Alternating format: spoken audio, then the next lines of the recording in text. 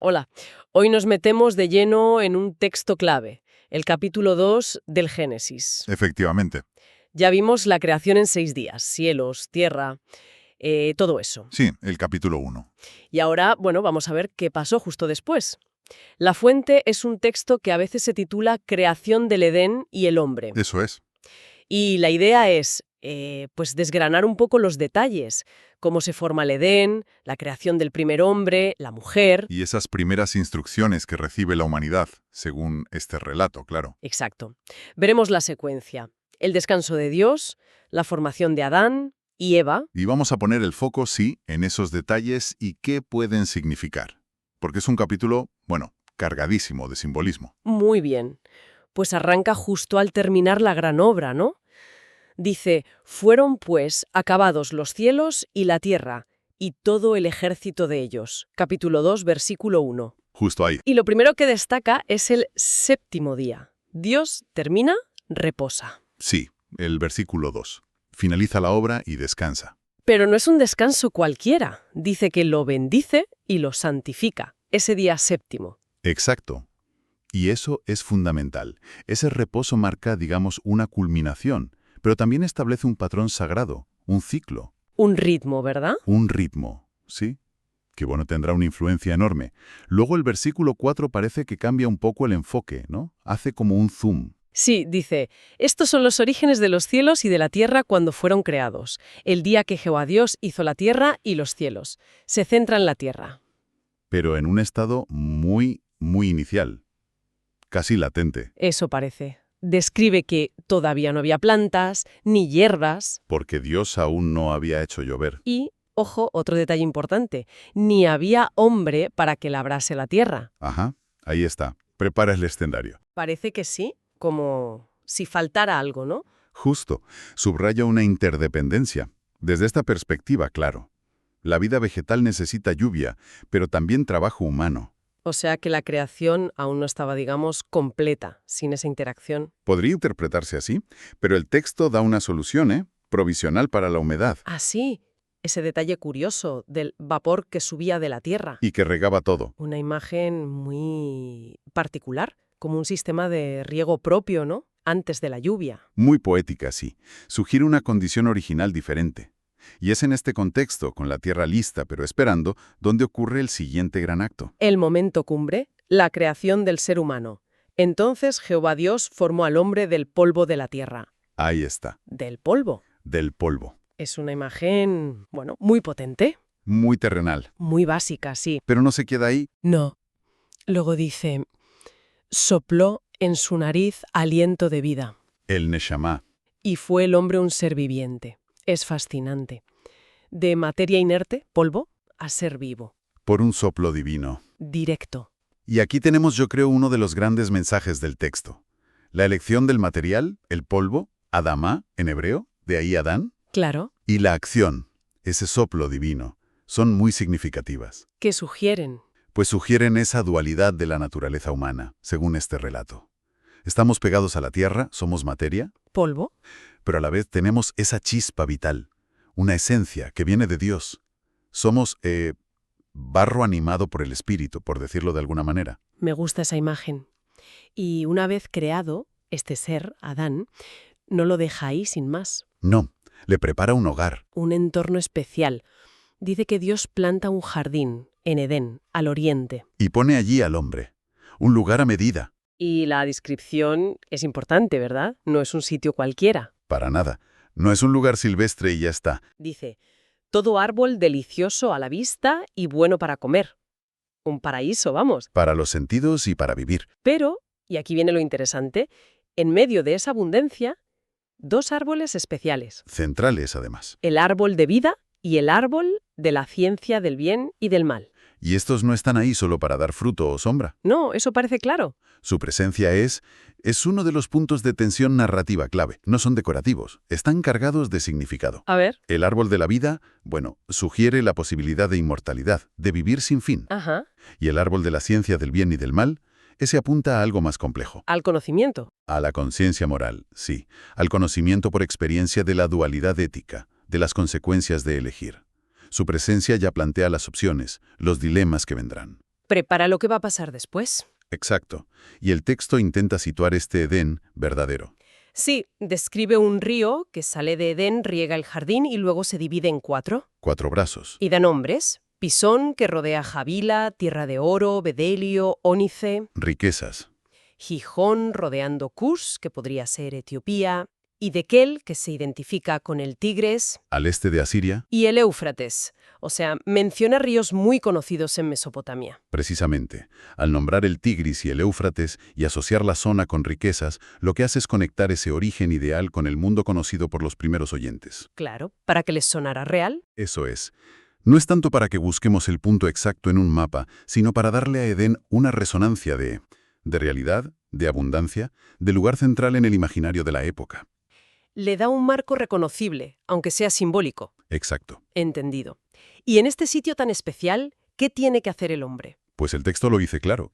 Dios lo pone allí para que lo labrara y lo guardase. O sea, que desde el principio hay una tarea: trabajo y cuidado. No era solo estar tumbado. No, no.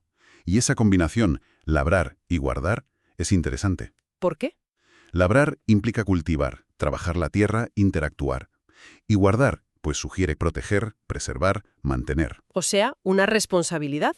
Una gestión activa del entorno, sí. No es posesión pasiva, sino un cuidado dinámico.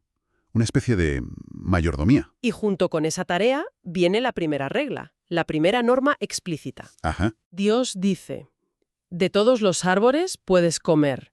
Ujú. Libertad, abundancia. Sí. Versículo 16. Pero del árbol de la ciencia del bien y del mal no comerás. La única prohibición. Una sola, pero con una advertencia muy seria, porque el día que de él comieres, ciertamente morirás. Uf. La claridad del mandato y la severidad de la consecuencia son notables. Desde luego. Y plantea ya la cuestión de la libertad frente a los límites divinos. ¿Y qué significa esa muerte? Física, espiritual, separación. ¿Y qué tipo de conocimiento es ese que se prohíbe? Exacto. ¿Es información o es una experiencia que transforma? La conexión entre desobedecer y morir es, un eje fundamental para el drama que viene en el capítulo 3. Deja la tensión servida, ¿sí? Y justo después de poner esta regla, el relato da un giro. Dios mira al hombre y dice algo sorprendente. ¿El qué? No es bueno que el hombre esté solo. Ahí está. La primera vez que algo se califica como no bueno, después de que todo lo demás era bueno o muy bueno. Exacto. Viniendo de Dios, que todo lo había visto bueno, esta frase resalta algo crucial sobre la visión del texto acerca de nosotros, ¿no? Sobre la naturaleza humana, ¿sí? Que somos seres sociales, relacionales. La soledad no es el estado ideal. Y por eso decide crearle una, como dice, ayuda idónea. Es ser kenegdó en hebreo. Esa expresión siempre genera debate. Ayuda idónea no suena a un simple asistente o subordinado. No, para nada. Es ser se traduce como ayuda, sí, pero es una palabra que en la Biblia se usa mucho para Dios como ayudador de Israel, una ayuda fuerte, esencial. O sea, no implica inferioridad. En absoluto. Y kenegdó es aún más interesante. Significa algo como frente a él, correspondiente a él, su contraparte adecuada. Vaya. Así que la idea clave aquí es esa. No una subordinada, sino una compañera esencial. Alguien a su nivel, que le complementa, con quien puede tener una relación profunda. Es una visión de... Eso le da una dimensión muy diferente. Pero bueno, antes de crear a esta compañera humana, hay un paso intermedio curioso.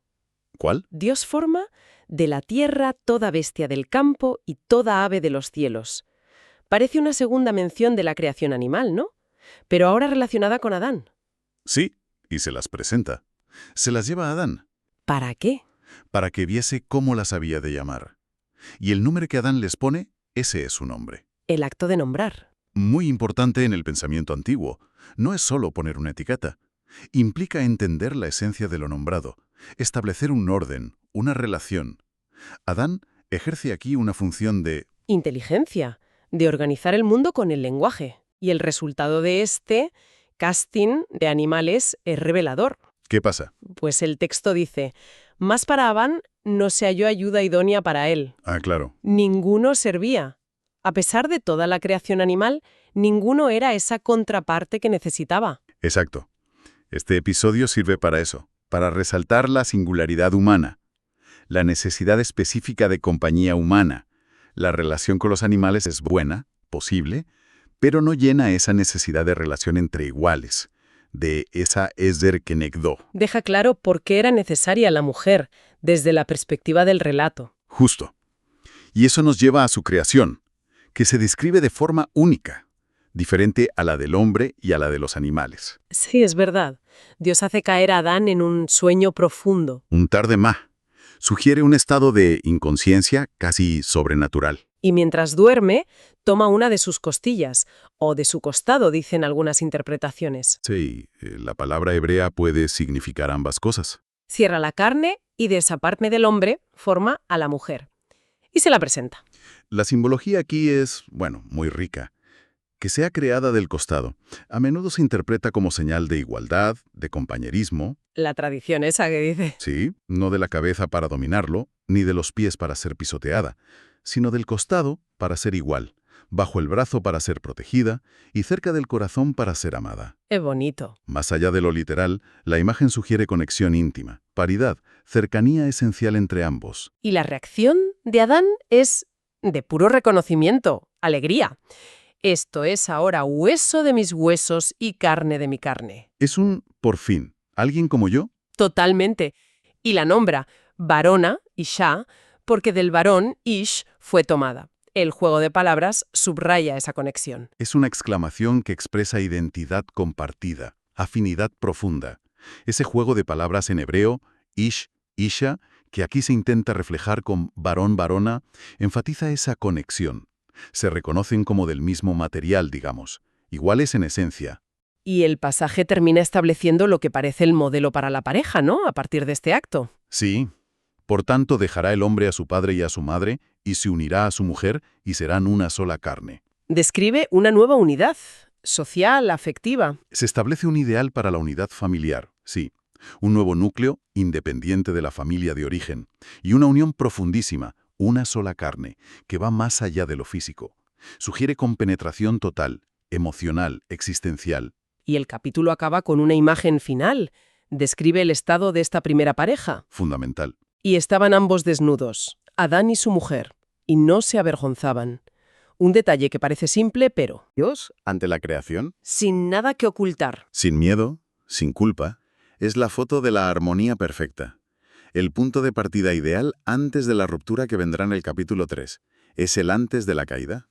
Entonces, sí, intentamos resumir lo esencial de este capítulo tan denso. A ver, Hemos visto la culminación de la creación con el descanso sagrado, la formación del hombre, conectando tierra y divinidad, sí, la creación de un entorno ideal, el Edén, con esos árboles simbólicos, los ríos. que lo conectan al mundo. Luego, la asignación de una tarea, labrar y guardar, cuidado activo. Responsabilidad. La imposición de un límite claro, la prohibición, ligada a la mortalidad. La tensión entre libertad y consecuencias. El reconocimiento de que la soledad no es buena, la necesidad de compañía. La naturaleza relacional humana. Y finalmente la creación de la mujer como esa contraparte esencial, el reconocimiento mutuo, el modelo de unión. Y ese estado final de inocencia sin vergüenza. Uf, sí. En resumen, este capítulo nos da los pilares de la condición humana según esta tradición. Origen dual, tierra y Dios, propósito inicial de cuidado responsable, la tensión libertad-límites, la necesidad de relación y un estado original de armonía. Un ideal perdido que sirve de referencia. Exacto. Sienta las bases para entender mucho de lo que sigue en la narrativa bíblica. Sin duda. Y para terminar, quizá dejar una pregunta flotando. Dime. Perfecto, donde Dios hacía crecer los árboles, un río lo regaba todo, aparentemente sin esfuerzo humano inicial. Ajá, buena pregunta. ¿Qué podría significar exactamente el labrar en ese contexto? ¿Era un trabajo como el nuestro, a veces duro, o algo distinto? ¿Cómo se ejerce esa responsabilidad de guardar cuando todo parece estar ya perfecto? Eso nos deja pensando sobre la naturaleza de la actividad humana con propósito, incluso en un estado ideal. Es una reflexión muy pertinente. Quizá ese labrar edénico era más participar creativamente en la obra divina, mantener, embellecer el orden, un ejercicio gozoso de las capacidades humanas en armonía. Más que una carga por necesidad. Probablemente. El texto no lo detalla, claro. Pero la pregunta sobre qué significa una actividad humana plena, con sentido, incluso en un paraíso, Pues sí, queda abierta.